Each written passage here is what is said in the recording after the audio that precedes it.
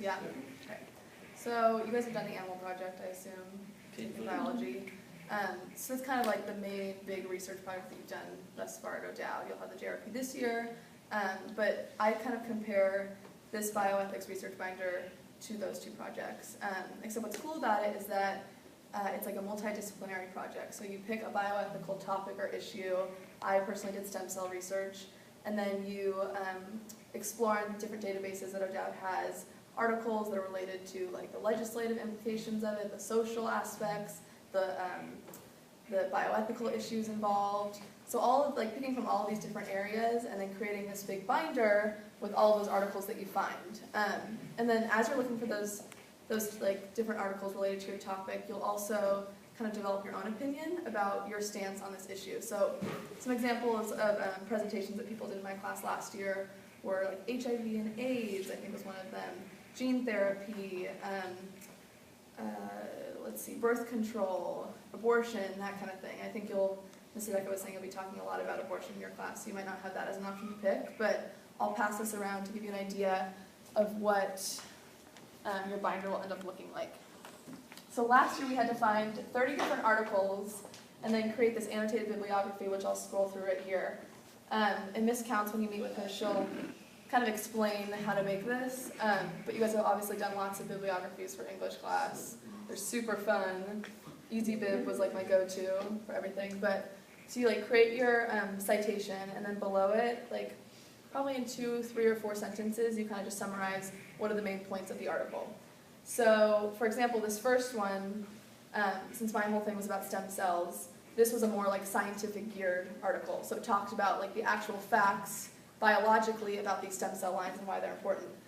And then if you go to the next one, bill promotes the use of cord blood stem cells in treating disease.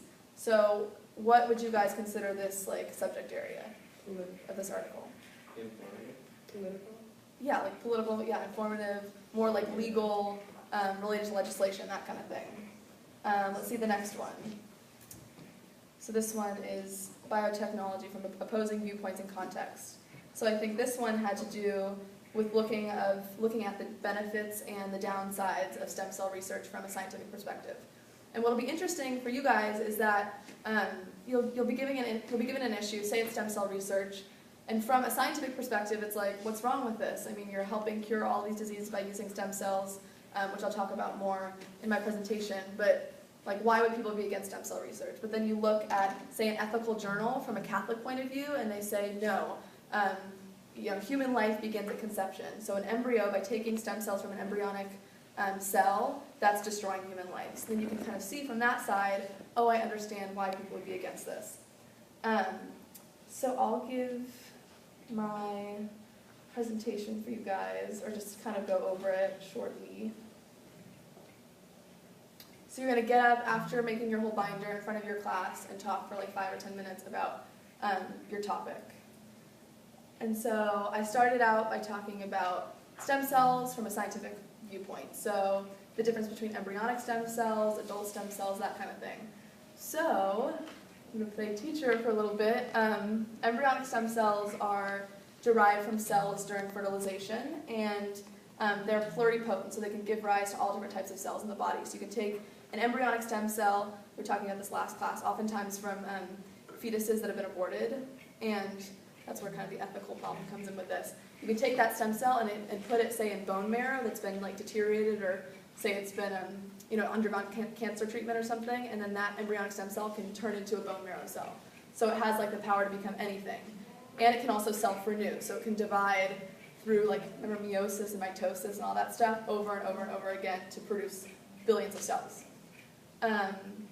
Whereas adult stem cells are really tissue-specific stem cells. So you'd look at, say, a cell from the heart and take an embryo, or take a stem cell from that, and it can only become another cell from that organ. So you can't take it over to the bone marrow, and it can't turn into a bone marrow cell. So those are a little bit, they're a little rarer, and they're difficult to grow and expand. So those are the downsides of those. And then the cancer stem cells are kind of interesting because the CSCs are responsible for the bulk, or there's this whole theory that they're responsible for the bulk of tumor growth. So if someone has breast cancer or any type of cancer, that these CSCs are what is really propelling this tumor to proliferate and like continue to grow. And then, so in my presentation, after that, I talked about kind of like the social side of things. So you guys have you heard about stem cell research and heard about this being like kind of an uppity issue? Yep. Yeah? Like it's in the media a lot. And I think that why this is in the media versus something like physician-patient relationship, like aren't you guys learning about that? Like persistent vegetative state, that kind of thing doesn't really show up in the media a lot because it's not that flashy, not that interesting. Whereas this, it's really cool because stem cells have the potential to cure a lot of really terrible diseases. So media, are swarming over it. And then I had a whole slide about the advancements. So what are specific examples of how your topic has been used in everyday life? So an example was, there was these twins born with severe combined immunodeficiency disorder, and they took stem cells from their cord blood, so from their umbilical cord, and then it transformed it back into those bone marrow cells after chemotherapy, and then it became the bone and reproduced. Then I talked more about science stuff, and then came the ethics.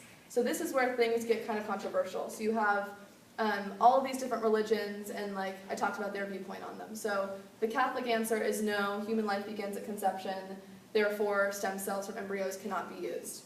Whereas the Protestants were, so other Christian religions were kind of in the middle, gray area, can be used before this stage or after this stage, it's fine.